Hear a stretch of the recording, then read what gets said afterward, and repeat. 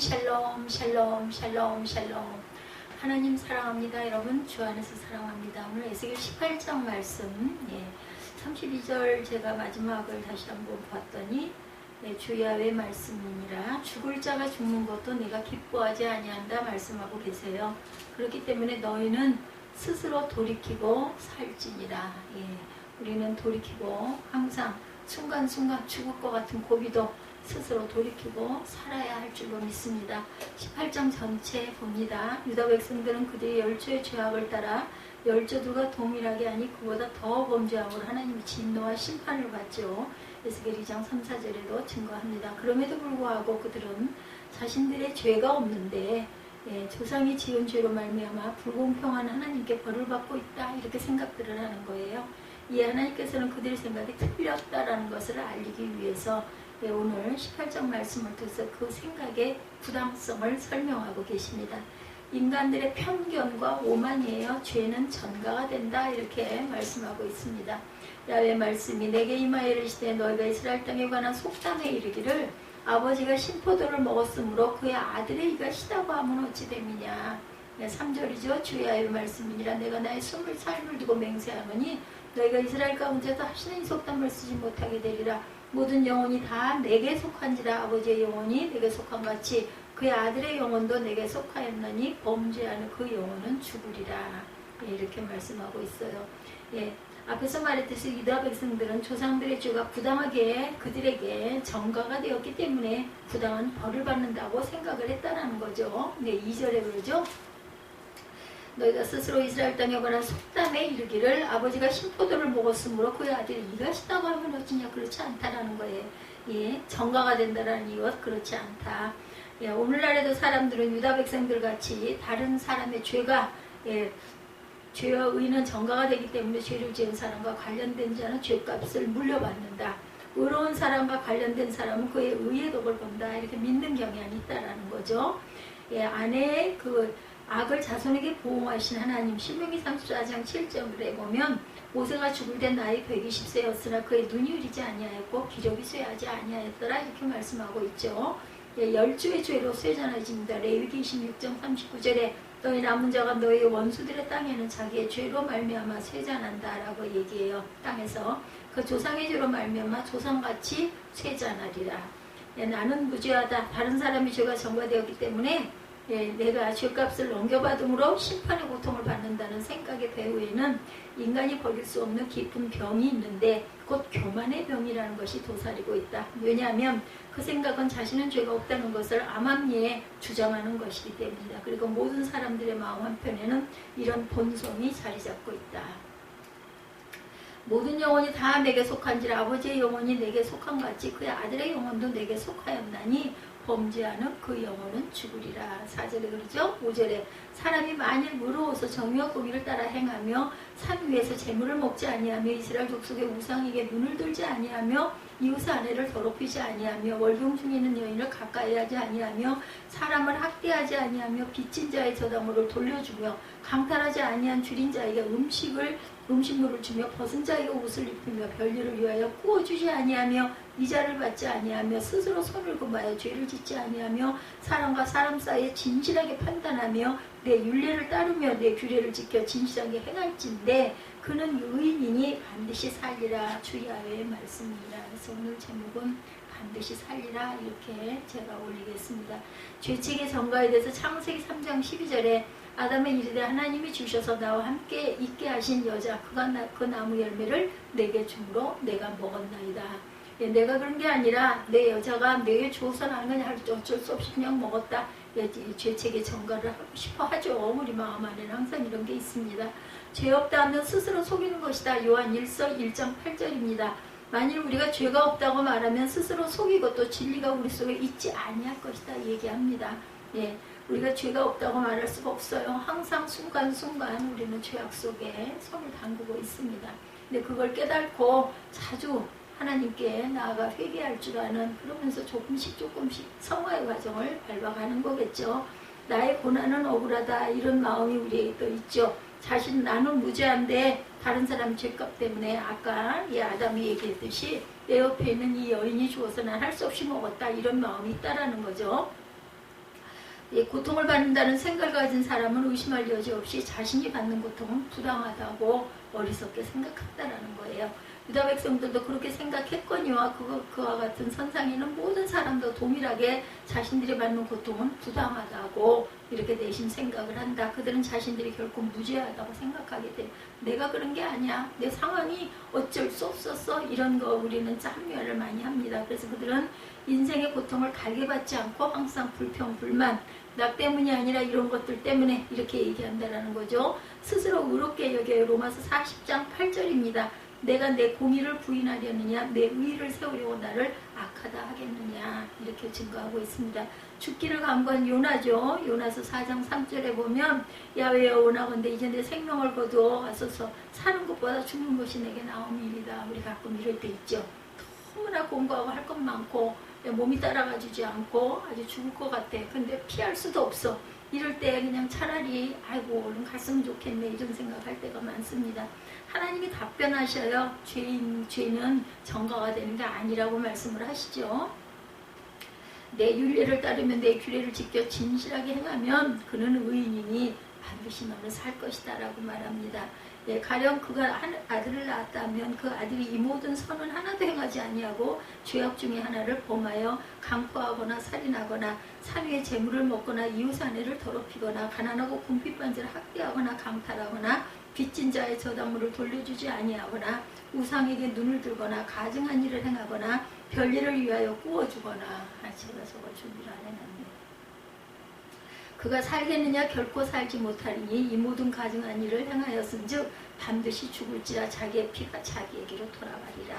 또 가령 그가 아들을 낳았다 하자 그 아들이 그 아버지가 행한 모든 죄를 보고 두려워하여 그대로 행하지 아니하고 산위에서 재물을 먹지도 아니하며 이스라엘 족속의 우상에게 눈을 들지도 아니하며 이웃의 아내를 더럽히지도 아니하며 사람을 학대하지도 아니하며 저당을 잡지도 아니하며 강탈하지도 아니하고 줄인 자에게 음식물을 주며 벗은 자에게 옷을 입히며 손을 금하여 가난한 자를 압제하지 아니하며 별리나 이자를 받지 아니하며 내 규례를 지키며 내 규례에 행할진대 이 사람은 그의 아버지의 죄악으로 죽지 아니하고 반드시 살겠다라고 말씀하고 있죠. 죄는 개인적인 것이다 라는 거예요.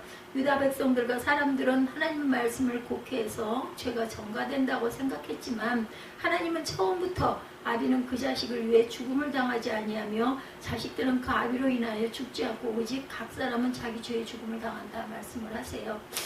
전사님 그 카톡 하나 하셔가지고 그 챙겨서 좀 먹으라고 말씀을 좀 해주세요. 제가 그 깜빡 잊어버렸네요. 영상 찍기 전에 다 준비를 해줬어야 할 건데 준비는 돼 있거든요. 과일도 있고 무도 있고 그리고 냉장고에 있고 또 만두는 쪄놨어요. 그것 좀 덜어서 먹으라고 꼭 좀 전해주세요. 아비의 죄로 인해 3, 4대가 벌을 받는다는 출애굽기 20장 5절의 말씀은 본래 그 죄가 자녀들이 떠나지 않으면 그 자녀도 같은 심판을 받는다 이런 의미를 갖고 있어요. 각 사람은 자기 죄로 심판을 받는다고 신명기 24장 16절에 아버지는 그 자식들로 말미암아 죽임을 당하지 않을 것이요 자식들은 그 아버지로 말미암아 죽임을 당하지 않을 것이니 각 사람은 자기 죄로 말미암아 죽임을 당할 것이니라. 아들이 그 아들의 이는 결코 쉬지 않는다. 에레미야 31장 29절이에요. 그때 그들이 말하기를 다시는 아버지가 신포도를 먹었으므로 아들들의 이가 시다하지 아니하겠다. 아버지가 먹었는데 아들들의 이가 실 리가 없죠. 그렇지 아니할 것이다. 신포도를 먹는 자마다 그의 이가 신 것 같이 누구나 자기 죄악으로 말미암아 죽으리라. 공의의 하나님은 반드시 범죄한 자만 심판하신다라고 말하죠. 앞에서도 언급했듯이 하나님은 처음부터 사람은 다른 사람의 죄를 인하여서가 아니라 오직 그 사람의 죄로 인하여 그만을 심판하신다. 이 심판의 법칙은 도중에 변경된 것이 아니며 변경될 것도 아니다. 법은 영원한 거죠.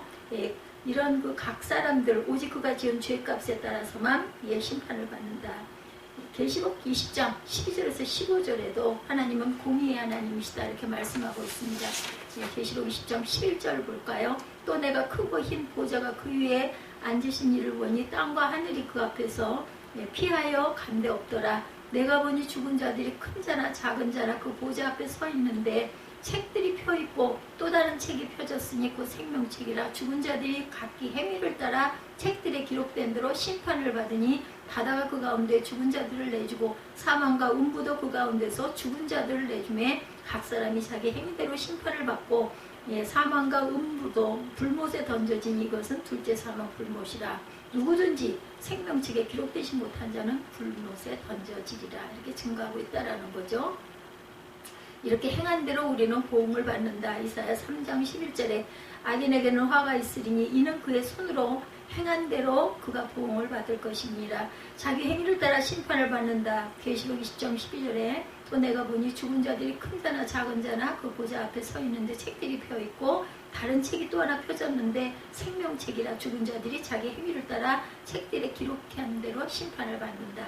범죄한 자로 돌이켜 의를 행하면 구원하신다라고 말씀합니다. 하나님께서는 범죄한 각인을 개별적으로 심판하신다. 범죄한 모든 사람이 반드시 심판을 받는 것이 아니고 인간은 연약한지라 범죄할 수가 있고 따라서 사랑과 긍휼을 베푸는 하나님은 인간의 언약을 아시기 때문에 용서의 기회를 주셨다. 용서의 기회는 회개할 때 허용되죠. 죄인인 그 죄에서 돌이켜 하나님께 나아가 다시 의를 행할 때 용서가 주어진다. 놀라운 용서. 이사야 1장 18절이죠. 여호와께서 말씀하시되 우리가 너무 잘 아는 말씀이다. 우리가 서로 변론하자. 너의 죄가 조금 같을지라도 눈과 같이 희어질 것이요 진홍같이 붉을지라도 양털같이 희게 되리라. 본래 범한 죄가 기억되지 않는다고 에스겔 33장 16절입니다. 그가 본래 범한 모든 죄가 기억되지 아니하리니 그가 반드시 살리라. 이는 정의와 공평을 행하였습니다. 하라. 모든 인간은 죄인이라고 신약적으로는 이렇게 접근되면 말씀합니다. 유다 백성이라는 게 범죄한 사람이 유다 백성들만 아니다. 성경에 의하면 모든 인간은 하나도 예외 없이 하나님께 범죄한 인간들이다라고 말합니다. 로마서 3장 10절에서 18절에 증거하죠. 기록된 바 의인은 없나니 하나도 없으며 깨달는 자도 없고 하나님을 찾는 자도 없고 또한 치우쳐 함께 무익하게 되고 선을 행하는 자가 없나니 하나도 없도다. 그들의 목구멍은 열린 무덤이요 혀로는 속임수를 일삼으며 입술에는 독사의 독이 있고 그 입에는 저주와 악독이 가득하고 그 발은 피 흘리는데 빠른지라. 파멸과 고생이 그 길에 있어 평강의 길을 알지 못하였고 그들의 눈앞에 하나님을 두려워하며 없느냐 함과 같으니라. 이렇게 말씀하고 있습니다. 그럼에도 불구하고 인간들은 자기 죄를 알지 못한다. 하나님의 소리가 좀 나네요. 마이크가. 그들은 자신의 죄는 알지 못한지 하나님이 부당하기 때문에 자신들이 죄 가운데 있다 이렇게 생각을 해요. 그것이 더 심하대요. 하나님은 없다라고까지 한다라는 거죠. 그것은 자신들의 죄를 덮어버리기 위한 하나의 방책이고 또는 그거 핑계가 되는 거죠. 하나님이 없으면 죄가 없어지고 그렇게 되면 자기가 자기의 주인이 될 수 있기 때문에 요즘의 시대가 이렇게 내가 왕이다. 내가 하면 하지 못할 게 뭐 있어. 이런 그 마음이 있죠. 선을 행하는 자가 없어요. 시편 14편 3절에 죄 다 지우쳐 함께 더러운 자가 되고 선을 행하는 자가 없나니 하나도 없도다. 의인은 없다고 로마서 3장 10절에도 기록된 바 의인은 없나니 하나도 없다. 모든 인간은 심판 아래 있다고 말씀하죠. 인간이 아무리 자기 죄를 부정해도 인간의 죄는 실제적인 것이고 실제이기 때문에 없어지지 않는다. 없어지지 않는 죄는 범죄한 인간에게 죄값을 물린다라고 말씀하고 있어요. 그렇죠? 그래서 보면 19절에도 쭉 봅니다. 너희는 이르기를 아들이 어찌 아버지의 죄를 담당하지 않겠느냐 하는도다. 아들이 정의와 공의를 행하며 내 모든 율례를 지켜 행하면 그는 반드시 살 것이다. 전가되지 않는다라는 얘기죠. 20절에 범죄하는 그 영혼은 죽을지라. 아들은 아버지의 죄악을 담당하지 아니할 것이요 아버지는 아들의 죄악을 담당하지 아니하리니 의인의 공의도 자기에게로 돌아가고 악인의 악도 자기에게로 돌아간다. 그러나 악인이 만일 그가 행한 모든 죄에서 돌이켜 떠나 내 모든 율례를 지키고 정의와 공의를 행하면 반드시 살고 죽지 아니할 것이다.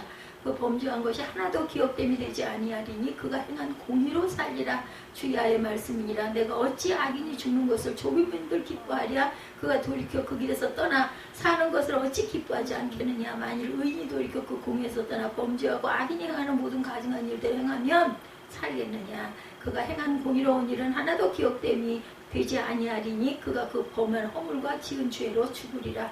그런데 너희는 이르기를 주의 길이 공평하지 아니하다 하는도다. 이스라엘 족속아 들을지어다. 내 길이 어찌 공평하지 아니하냐. 너희 길이 공평하지 아니한 것이 아니냐. 만일 의인이 그 공의를 떠나 죄악을 행하고 그로 말미암아 죽으면 행한 죄악으로 말미암아 죽는 것이요 악인이 그 행한 악을 떠나 정의와 공의를 행하면 그 영혼을 보존하리라. 그가 스스로 헤아리고 그 행한 모든 죄악에서 돌이켜 떠났으니 반드시 살고 죽지 아니하리라. 28절에도 반복해서 말씀하고 있죠. 본질상 진노의 자녀였어요. 그렇죠. 우리는 전에는 우리도 다 그 가운데 우리 육체의 욕심을 따라 지내며 육체와 마음을 원하는 것을 하여 다른 이들과 같이 본질상 진노의 자녀이더니 반드시 있는 심판이라고 말합니다. 한 번 죽는 것은 사람에게 정해진 것이고 그 후에는 심판이 있으리니. 그래서 예수 그리스도를 믿는 자는 다 구원하신다고 그러죠. 앞에서 하나님은 범죄한 자가 회개하면 죄를 용서하심을 살펴보았습니다. 물론 구약시대에도 그것이 시행되었어요. 그러나 그것은 한정적인 용서였지 본질에 대한 용서는 아니었다. 죄의 본질의 용서, 속죄는 인간의 회개로는 불가능했습니다. 오직 속죄 제물 대신 그리스도를 통해서, 예수 그리스도를 통해서 죄의 본질의 해결이 가능하다. 히브리서 9장 1절에서 26절입니다. 그리스도를 통해 영생에 이른다고 요한복음 3장 16절에 말씀하죠. 그리고 다른 이름이 없다고 말씀합니다. 히브리서 9장 27절이죠. 한 번 죽는 것은 사람에게 정해진 것이요 그 후에는 심판이 있으리니 이와 같이 그리스도도 많은 사람 죄를 담당하시고 단번에 들이신 바 되셨고 구원에 이르게 하기 위하여 죄와 상관없이 자기를 바라는 자들에게 두 번째 나타나시니라. 그래서 결론입니다. 하나님 앞에 우리 모두는 죄입니다. 죄는 반드시 심판을 받는다. 행한 대로 모든 인간은 저주 아래 있다. 그러나 인간이 저주에서 벗어날 수 있는 유일한 길이 열렸어요. 그것은 대신 저주를 받아 인간이 죄에서 구속하신 예수 그리스도의 대속 사역과 구원 사역을 믿고 그 뜻에 따라 사는 자들입니다. 그러므로 우리는 예수 그리스도를 믿고 그 안에서 의롭고 복된 삶을 살아야 되겠다. 그 존 레논의 여러분들 아마 아실 거예요. 이메이진 상상해 보세요. 이런 그 노래가 있어요. 무척 감미로운 멜로디 제가 참 좋아합니다. 세계적인 명곡으로 알려져 있는데 가사 내용은 무신론, 공산주의, 무정부주의 등으로 가득하다고 하네요. 그 노래의 정확한 뜻을 보면 첫째 현은 Imagine there is no heaven. 천당이 없다고 상상해 보세요. 이렇게 나오죠. It's easy if you try. 해보면 쉬워요. No hell below, earth above, earth all sky. 우리 말에 지옥도 없고 오직 위에 하늘만 있어요. Imagine all the people living for today. 모든 사람이 그저 오늘만을 위해 살아가는 모습을 상상해 보세요. 이렇게 반복이 됩니다. 이 노래가 천당과 지옥을 동시에 부정하고 있긴 하지만 존 레논 같은 무신론자들이 진짜로 싫어하는 것은 아마 지옥일 것입니다. 저도 어린 날 아무것도 모를 때 죽으면 지옥 간대, 잘못하면 잘못하는 걸 많이 하면 죄 지으면 지옥 간대, 너무 무섭더라고요. 상상을 해보니까 어떻게 가가지고 절대로 거기서 빠져나올 수도 없고 막 이런 생각이 나가지고 정말 그게 너무너무 무서웠어요. 저 어린 날 기억입니다. 어처구니 없는 것은 그와 똑같은 사고방식을 가진 사람들이 적지 않다라는 것. 심지어는 목회자들조차도 지금 당장 인터넷 검색만 해봐도 선하신 하나님이 어떻게 사람을 지옥에 떨어뜨릴 수가 있는가. 지옥은 마귀가 있는 곳이지 사람을 위한 것이 아니다라는 설교를 많이들 한다고 합니다. 바벨론의 포로로 잡혀있던 유다 백성 역시 그처럼 하나님의 사랑, 축복과 구원 등은 듣기 좋아하면서도 하나님의 진노, 심판, 저주 이런 것에 대해서는 생각하고 싶어하지 아니에요. 답이 안 나오더라고요. 그래서 꼬마 때 이래가지고 아마 그래서 더 교회를 열심히 갔었는지도 몰라요. 두려움이 있었어요. 제게는. 에스겔 선지자는 바벨론 제국의 2차 침공 때 포로로 잡혀와서 바벨론에 살고 있었죠. 이 에스겔서는 그때 함께 포로가 되었던 유다 백성에게 선포된 말씀이기도 합니다. 그 유다 백성의 가장 큰 불만은 본문 29절에 나오듯이 주의 길이 공평하지 아니하다라는 것이에요. 이 주의 길이란 하나님께서 죄를 범한 유다 백성을 바벨론의 포로가 되도록 징계하신 것을 가리키는데 그것은 그들이 불공평한 처사다 이렇게 여겼다라는 거죠. 바꿔 말하면 자기네들은 하나님께로부터 억울한 벌을 받고 있다고들 생각을 한 거예요. 하나님께서는 정말 기가 막히셨겠죠. 그죠? 그래서 에스겔 선지자를 통해 나의 길이 어찌 공평하지 아니하냐 계속 반복을 하시죠. 이 시간 저와 여러분들이 사람들이 불공평하다, 그러니까 여기는 하나님의 심판과 징벌이 왜 지극히 공의로운지 함께 찾아보도록 합니다.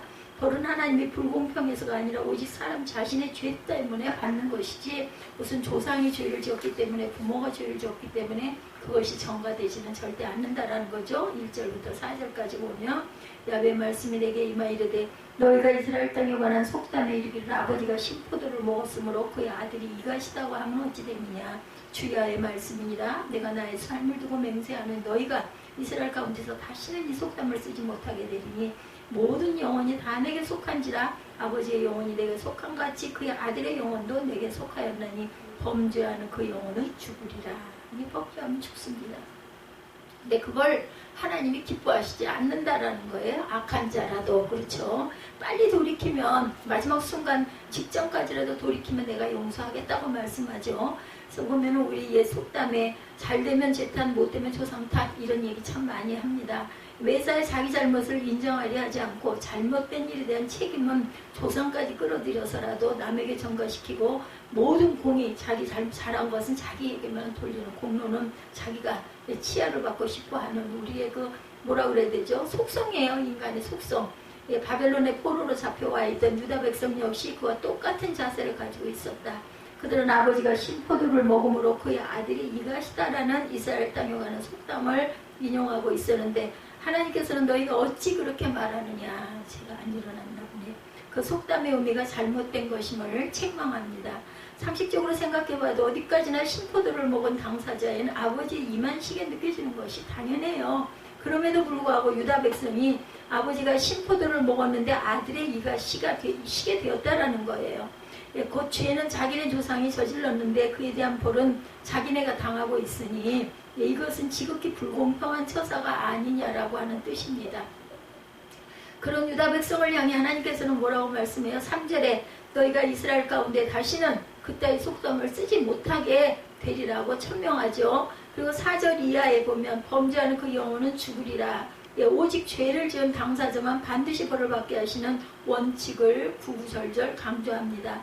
하나님의 공의는 각 개인의 의와 불의를 따라 판단할 뿐이고 따라서 아버지의 의 때문에 자식이 구원받게 되는 일도 없고 마찬가지로 아버지의 죄 때문에 자식이 벌을 받는 일도 없다. 오늘 본문 내용은 전체 이 말씀입니다. 제2계명에 아버지가 하나님을 사랑하고 그 계명을 순종하면 자손 수천 대까지 복을 받는다고 하는 반면에 아버지가 하나님을 미워하면 자손도 3, 4대까지 저주를 받는다고 선포되어 있지만 그것은 어디까지나 일반적인 복을 두고 하는 말씀이지 각 개인의 구원 여부에는 적용이 되지 않는다. 그러므로 여기서 하나님께서 강조하시는 바는 지금 바벨론 땅에서 포로 생활하고 있는 유다 백성은 자기 아버지의 죄 때문에 그 벌을 이어받고 있는 것이 결코 아니라는 거죠. 다시 말해서 그들 역시 그네들의 조상과 똑같이 하나님 앞에 겸손하게 회개하지 않고 하나님을 전적으로 의지하지 않는 등 모든 자기 스스로 오직 그것은 책임을 져야 할 범죄자들을 계속 범죄들을 저지르고 있고 그 포로된 땅에서의 괴로운 생활이 여전히 계속되고 있다는 것. 그럼에도 불구하고 유다 백성은 자기 자신의 죄는 전혀 돌이켜볼 생각도 하지 않고 그저 신포도를 먹은 것은 우리 조상들인데 왜 죄 없는 우리 자식이 이가 시게 되었느냐라고 탓을 하고 원망을 늘어놓고 있다. 절대로 그런 것은 아니다. 비록 부모가 당하던 불행이 자식에게 이어진다 해도 책임은 어디까지나 자식 자신에게 있다라는 것. 비록 조상이 죄를 지어 받은 징벌이 후손 세대까지 계속된다 해도 직접적인 원인은 그 후손의 각 세대와 각 개인이 저지른 범죄 때문이라는 거죠. 마찬가지로 비록 한 나라 전체가 하나님의 심판을 받는 일이 생긴다 하더라도 그 책임은 바로 그 나라 백성 한 사람 한 사람 개인의 범죄 때문이라는 사실을 누구보다도 우리 그 성도들, 하나님을 믿는 자들은 겸손하게 인정하고 회개할 줄 알아야 되겠다. 그렇지 않고 자기가 당하는 고통과 환난을 남의 탓으로만 자꾸 돌리게 되면 그 교만한 마음가짐 때문에 나쁜 상황 속에서 더욱 깊이 빠져들어갈 수밖에 없다라는 것. 나쁜 일은 무조건 남의 탓으로 돌리고 나는 억울한 피해자다 이렇게 생각을 둘러대는 사고방식이 오늘 우리에게 점점 팽배해지고 있어요. 남의 탓이고 잘한 건 내 공이야 라고 한다는 거죠. 청소년이 끔찍한 범행을 저지르면 어릴 때 자란 환경이 좋지 않아서라든가 부모에게 학대를 받아서라고 말하죠. 그 본인을 꾸짖고 바로잡을 생각을 하지 않아요. 요즘에 특히 이런 일들이 너무나 많죠. 모든 책임을 그저 사회로 돌리려고 하고 환경으로 돌리려고 하고 잘못됐습니다. 그렇다 할지라도 지금 이 순간 너는 어떻게 살 것인가를 깨우쳐 줘야 합니다. 나라를 망할 지경에까지 만들어 놓고도 전임자들이 망쳐놓은 일이라서 어쩔 수가 없었어, 이런 얘기 많이 하죠. 경제가 잘 돌아갔더라면 그것도 전임자도의 공으로 돌렸겠는가인 거예요.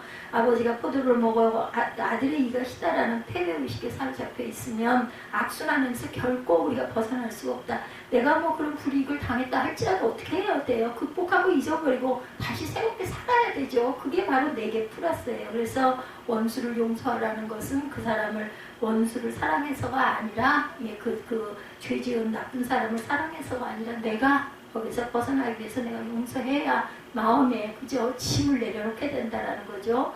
가정에 시험이 생길 때 조국과 민족이 환란을 당할 때 그저 다른 사람에게만 책임을 돌리지 말고 나부터 돌아보고 내 속에 있는 죄를 찾아서 회개할 줄 아는 저와 여러분이 되셔야 된다라는 거.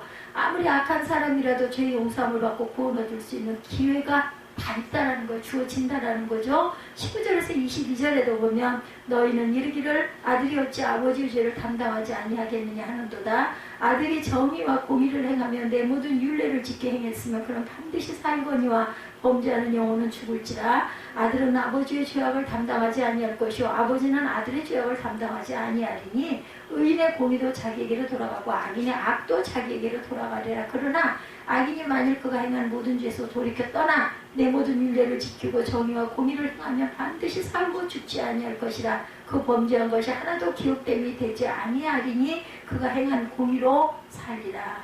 자식을 위한 것이라면 못할 것이 없는 사람이 부모예요. 자기 부모로 하여금 세상에서 가장 행복한 여생을 보내도록 효도하고 싶은 사람이 자식이지만 그런 부모 자식 간에도 절대로 주고받을 수 없는 것 딱 하나, 그건 뭐라고요? 곧 구원 얻는 신앙이라는 겁니다. 본인의 몫입니다. 이것은 본문 앞에 5절부터 18절까지 하나님께서 의로운 아버지에게 태어난 악한 아들 또한 악한 아버지에게서 태어난 의로운 아들을 대조시키고 있었죠. 우리가 계속 읽어봤습니다. 그러면서 문단 끝마다 그는 의인이니 반드시 살리라. 또는 그는 그의 죄악으로 죽으리라. 이걸 강조하고 있어요. 결론은 자기 아들이 의인이든 악인이든 자기만 의인이면 그 사람은 구원을 받고 자기 아버지가 의인이든 악인이든 간에 자식이 악인이면 죽게 된다는 이야기예요. 그럼에도 불구하고 19절에 보면 바빌론의 포로로 잡혀와 있던 유다 백성은 아들이 어찌 아버지 죄를 담당하지 아니하겠느냐라고 얘기를 한다는 거죠. 잘못됐다는 겁니다. 아버지가 죄를 많이 지었으면 그 죄값은 당연히 아들에게도 이어질 수밖에 없다라는 생각은 잘못된 거다. 부자관계라는 것이 얼마나 가까운데 어떻게 아버지의 의로운 공로가 자식에게 득이 되지 않겠느냐. 또한 반면에 아버지가 그가 무도한 죄를 저질렀다면 자식도 그 해를 입게 된다라는 거죠. 반박이 있습니다. 그것은 어디까지나 사람의 논리에 불과하다. 하나님은 절대로 그렇지 않고 다시 한번 결론으로 선포하죠. 사람은 각자 자기의 의로로 구원을 받든지 자기 악으로 저주를 받든지 둘 중에 하나다.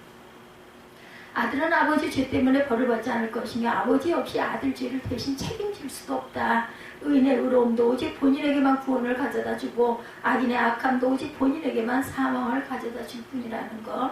그리고 그 구원 얻은 믿음은 본인이 살아있는 동안에는 너무 늦은 때라는 것이에요. 악인이 만일 그가 행한 모든 죄에서 돌이켜 떠난 내 모든 윤례를 지키고 정의와 공의를 행하면 반드시 살고 죽지 아니할 것이라. 하나님께서 이렇게 약속을 하셨다라는 거죠. 비록 본문에 윤례를 지키고 정의와 공의를 행하면 이라고 되어 있지만 이것이 결코 이행듣고를 가리키는 말씀이 아니고 어디까지나 선행일치 참된 신앙의 그 필연적으로 따라온 행위 열매라는 것을 가리키고 있다라는 것. 그래서 평생을 그가 무도하게 살았다 하더라도 죽기 직전에 모든 죄를 회개하는 진심의 신앙 고백만 있으면 그렇죠. 그 범죄한 것이 하나도 기억되지 않고 반드시 구원을 받게 된다. 하나님께서는 악한 자까지도 구원하기를 원하신다. 그러므로 예수 믿고 참담 구원을 얻는 것 이것만큼은 자기 것을 자기가 잘 챙겨야 할 것이다. 아무리 자식에게 자기 눈이라도 빼앗을 수 있는 부모라 할지라도 이것만큼은 대신해 줄 수가 없는 거죠. 아무리 부모를 봉양하기 위해서라면 자기 그릇에 밥을 덜어낼 자식이라 하더라도 결코 나눠줄 수 없는 것이 바로 이 회개, 그리고 깨달음, 그리고 행함, 그리고 공의입니다. 아무리 부모의 신앙이 좋아도 자식이 덕을 볼 수가 없어요. 그리고 아무리 자식이 교회 생활을 열심히 해도 불신앙 가운데 죽은 부모가 공로 때문에 지옥에서 천당으로 승급될 길은 없다라는 거. 그래서 천주교에서 보면은 믿지 않고 돌아간 부모에 위해서 계속 기도하는데 그거는 이렇게 본다면 잘못된 거라는 거죠. 그리고 하나님께서는 마음이 아파서 기도할 수 있겠죠. 하나님께서 그 귀한 구원의 기회를 각 사람에게 마지막의 순간까지 여전히 허락해주고 계세요. 십자가에 달린 한편 강도가 예수께로부터 오늘 내가 나와 낙원에 있으리라. 누가복음 23장 43절이죠. 구원의 선포를 듣게 된 것이 대표적인 예다.